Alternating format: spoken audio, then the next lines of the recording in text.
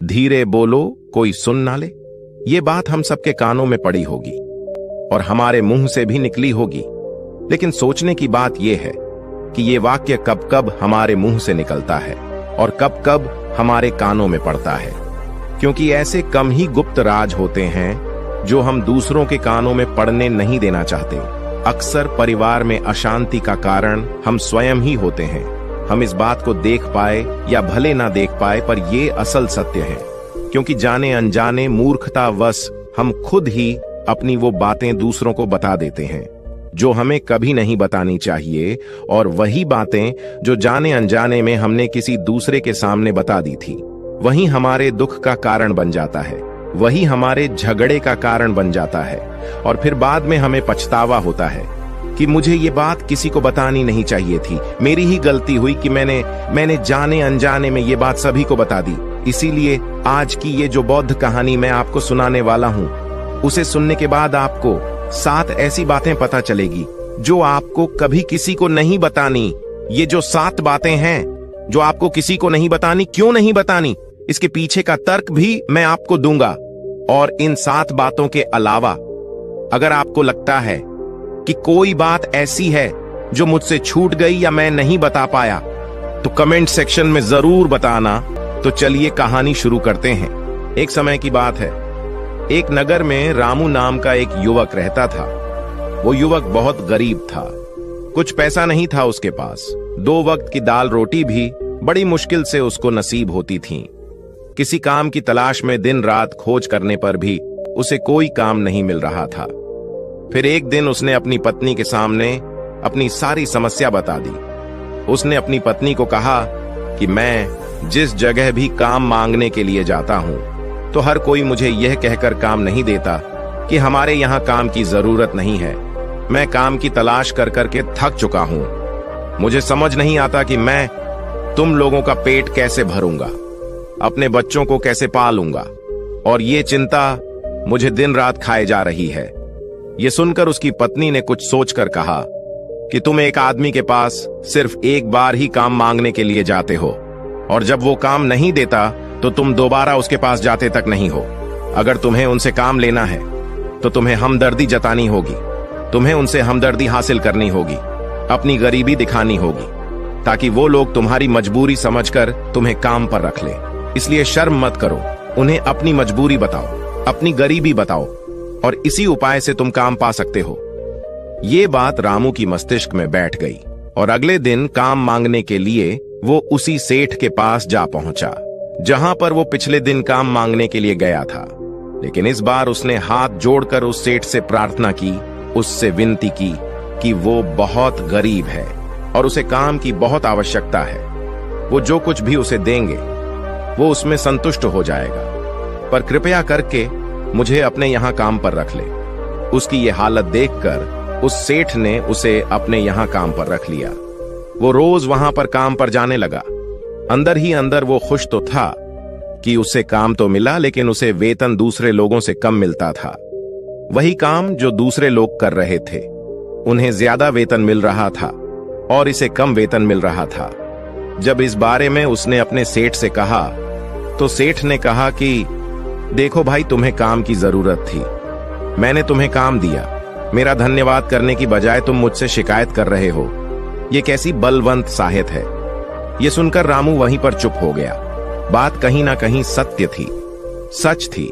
सेठ ने तो उसे उसकी मजबूरी के हिसाब से ही काम दिया था और इसीलिए वो उसे अपने अनुसार ही वेतन देता था। लेकिन धीरे धीरे उसने ये बात अपने सगे संबंधियों और अपने दोस्तों को भी बताना शुरू कर दी कि उसका सेठ कैसा आदमी है और उसे कितना वेतन देता है। समय बीतता रहा और रामू पूरी लगन के साथ अपना काम करता रहा, लेकिन अब परिस्थितियां बदलने लगी थीं। सेठ अब रामू से दूसरे लोगों से ज्यादा काम लेता था और उनसे कम वेतन उसे देता था। ये बात रामू के मन को बहुत खलती थी। वो दूसरों से ज्यादा मेहनत कर रहा है और उनसे कम वेतन पा रहा है। इससे उसके आत्मसम्मान को बहुत गहरी चोट पहुंची। अब धीरे धीरे उसका मन अपने काम से हटने लगा। उसका मन काम में लगता ही नहीं था। जाहिर सी बात है कि ऐसी जगह किसका मन लगेगा जहां आदमी को अपने आत्मसम्मान के साथ समझौता करना पड़े। इसीलिए जल्द ही उसने अपना काम छोड़ दिया और वो घर पर आकर खाली बैठ गया।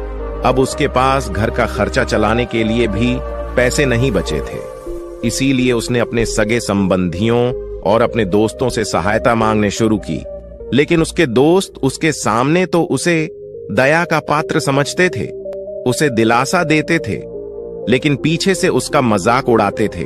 वो कहते कि कितना बेवकूफ है, सेठ ने इतना काम लिया और बेचारे को पैसे भी नहीं दिए। अरे हम इसको पैसे दे दे तो ये कल हमारा भी पैसा नहीं वापस कर पाएगा, इसकी ऐसी हालत है। काम तो इसके पास कुछ है नहीं, पैसा कहां से लाकर देगा। और इसी वजह से रामू की हालत दिन पे दिन खराब होती जा रही थी। अब वो दिन रात तनाव में रहने लगा था। वही दोस्त, वही सगी संबंधी जो उसके अपने होने का दिखावा करते थे, वो उसे दया का पात्र समझ रहे थे। उन्हें उसके ऊपर तरस आ रहा था। सब लोग आकर उसे ज्ञान तो बहुत देते थे, लेकिन कोई सहायता नहीं करता था। और अक्सर ऐसा ही होता है, ज्ञान देने वाले तो बहुत मिल जाते हैं, लेकिन मदद करने वाले, उंगली पकड़कर, हाथ पकड़कर आगे चलाने वाले कितने लोग मिलते हैं। फिर एक दिन उसे पता चला कि पड़ोस वाली गांव में एक बौद्ध भिक्षु आया हुआ है जो बहुत ही ज्ञानी है। रामू इतना तनाव में था कि उसे कोई रास्ता नजर ही नहीं आ रहा था। इसीलिए जाने अनजाने वो उस बौद्ध भिक्षु के पास पहुंच जाता है। वहां पहुंचकर वो सीधे उनके पैरों में गिरकर रोने लग जाता है। वो रोते रोते उन्हें अपनी सारी परिस्थिति बताता है। उसे बताता है कि किस तरह उसके सेठ ने उसका फायदा उठाया और उसके सगे संबंधी उसके साथ कैसा व्यवहार रखते हैं। सारी बातें सुनकर बौद्ध भिक्षु ने उसे चुप कराते हुए कहा कि भंते, ये सारी समस्याएं तुम्हारी बुद्धिहीनता, तुम्हारी मूर्खता के कारण उत्पन्न हुई है। अगर तुम्हारे अंदर विवेक होता तो इनमें से एक भी समस्या तुम्हारा चित्त को दुखी नहीं कर सकता था। लेकिन तुमने अपने अविवेक के कारण, अपनी मूर्खता के कारण खुद ही अपने रास्ते में कांटे बिछा दिए। परंतु आज मैं तुम्हें 7 ऐसी बातें बताने जा रहा हूं जो भूल कर भी किसी को मत बताना। और इन बातों का अनुसरण करते हुए तुम बाहर से मिलने वाले दुखों को तो दूर कर ही सकते हो जो बेवजह दुनिया की वजह से तुम्हारे अंदर पनपते हैं। पहली बात जो किसी को नहीं बतानी चाहिए वो है अपनी मजबूरी। अपनी मजबूरी का दिखावा करके दूसरों का दया पात्र बनाकर उनकी सहायता लेने की गलती कभी मत करना। हो सकता है कि आज वो तुम्हारी मजबूरी देखकर तुम्हारी सहायता कर दे, लेकिन कल वो तुम्हारा फायदा उठाने से भी नहीं चुकेगा। और अगर फायदा भी नहीं उठाया तो दूसरों के सामने तुम्हारा मजाक बनाने में वो आदमी कभी नहीं झुकेगा। इसीलिए कभी भी अपनी मजबूरी का दिखावा मत करो। अगर घर में 2 रोटी है, सूखी रोटी है, तो वहीं खाकर सो जाओ, लेकिन दूसरों को इसके बारे में भनक तक नहीं लगनी चाहिए। जरा आप खुद सोचो, मजबूरी बताने का क्या प्रयोजन होता है एक इंसान का? या तो वो दूसरों से सहानुभूति हासिल करना चाहता है या उनसे कोई आर्थिक मदद चाहता है। लेकिन अगर दोनों ही परिस्थितियां आप देखें तो दूसरा आदमी आपका फायदा उठाने से नहीं चुकेगा। और अगर वो फायदा नहीं भी उठाएगा तो अपनी नजर में तो वो आपको मूर्ख ही समझेगा, बेवकूफ समझेगा और दूसरों के सामने आपका मजाक तो जरूर बनाएगा। इसीलिए अपनी मजबूरी के बारे में कभी किसी को मत बताना। दूसरी बात जो किसी को भी नहीं बतानी चाहिए वो है अपनी अतीत की गलतियां और भविष्य की रणनीतियां। जरा सोचो कि अगर हम अपने अतीत की गलतियां किसी दूसरे को बताते हैं तो उसका क्या प्रभाव होगा? वो गलतियां ठीक तो नहीं की जा सकती, जाहिर है, तो उन्हें बताने का क्या प्रयोजन रह जाता है? आप अपने अंधेरे पक्ष को खुद दुनिया के सामने बता रहे हो, खुद अपनी गलतियां दूसरों के सामने बता रहे हो। इससे उस आदमी की नजर में आपका एक चरित्र घटित हो जाएगा और वो भविष्य में हमेशा आपको उसी नजरिए से देखेगा। इसीलिए किसी भी आदमी की नजर में अपना चरित्र गठित मत होने दो। और जरा सोचो कि आप व्यर्थ में ही अपने भविष्य की रणनीतियां दूसरों के सामने बता रहे हो। जो लोग आपके काम का हिस्सा ही नहीं है, उनके सामने अपने भविष्य की रणनीतियां, अपनी डींगे हाँकने का क्या फायदा? वो लोग आपकी सहायता तो नहीं करेंगे, लेकिन आपकी भविष्य की रणनीतियों में बाधा जरूर बन सकते हैं। आप खुद अपनी विवेक का इस्तेमाल करिए और सोचिए कि आपके साथ भी ऐसा हुआ है कि आपने अपनी भविष्य की रणनीति किसी को बताई हो। और वो कामयाब ही ना हुई हो, जरूर हुआ होगा। जरा गौर से सोचिए। तीसरी बात जो किसी को नहीं बतानी चाहिए वो है अपने घर की बातें। जो भी हमारे घर के अंदर आपस में बातचीत होती है, हमारे माँ बाप के साथ, हमारी पत्नी के साथ, हमारे बच्चों के साथ, वो बातें परिवार तक ही सीमित रहनी चाहिए। अगर आप इन बातों का दूसरों के सामने ढिंढोरा पीटते हो तो दूसरों को आपके घर में घुसने का एक मौका मिल जाता है और वो इसका फायदा उठाने से कभी नहीं चूकेंगे। वो आपके परिवार के सदस्यों को आपसे दूर लेकर जाने की कोशिश करेंगे। अक्सर ऐसा होता है, हम समाज में देखते हैं कि हम अपने घर के झगड़ों को कम करने के लिए उन झगड़ों को अपने पड़ोसियों और दूसरे सगे संबंधियों को देते हैं, लेकिन इससे आपको सहायता कभी नहीं मिली होगी, बल्कि आपके घर की लड़ाई झगड़े और ज्यादा बढ़ गए होंगे। और वो जाहिर है वो बढ़ेंगे अगर आप अपने माँ बाप की बात दूसरों को बताएंगे तो आपकी माँ बाप को बुरा लगेगा। यही कि हमारा बेटा हमसे बताए बगैर दूसरों को ये बातें बता रहा है, इसीलिए अपने घर की बातें और अपने घर की लड़ाई झगड़े किसी के सामने मत बताना। अगली बात जो मैं आपको बताने जा रहा हूं, जो किसी को नहीं बताने चाहिए, वो सुनने पर बहुत अजीब लग सकती है, लेकिन उसका सत्य भी मैं आपको एक तर्क के माध्यम से दूंगा। मैं कहता हूं कि अपनी आमदनी किसी को मत बताना। अब अपनी आमदनी ना बताने के पीछे क्या प्रयोजन हो सकता है? जरा सोचिए कि आप अपनी आमदनी अपने दोस्तों को बता देते हैं, तो जब आपके दोस्तों को जरूरत पड़ेगी तो वो सिर्फ आपको ही याद करेंगे, क्योंकि उनको पता है कि अगर आपकी आमदनी ज्यादा अच्छी है तो आप ही उनकी मदद कर सकते हैं, और इसीलिए ज्यादा लोग आपसे सहायता मांगेंगे। और जब आप उनकी सहायता नहीं करेंगे तो वो सोचेंगे कि इस आदमी के पास पैसे हैं, मेरी सहायता कर सकते हैं, लेकिन ये सहायता कर नहीं रहा है, और इसीलिए आपकी आमदनी आप दोनों दोस्तों के बीच एक झगड़े का कारण हो सकती है। कम आमदनी होगी तो लोग मजाक उड़ाएंगे, और ज्यादा होगी तो सहायता मांगेंगे, तो अपनी आमदनी बताने का कोई प्रयोजन नहीं है। अगली बात जो मैं आपको बताने वाला हूं, उसे अपनी घाट बांध लेना और किसी को ये बात मत बताना।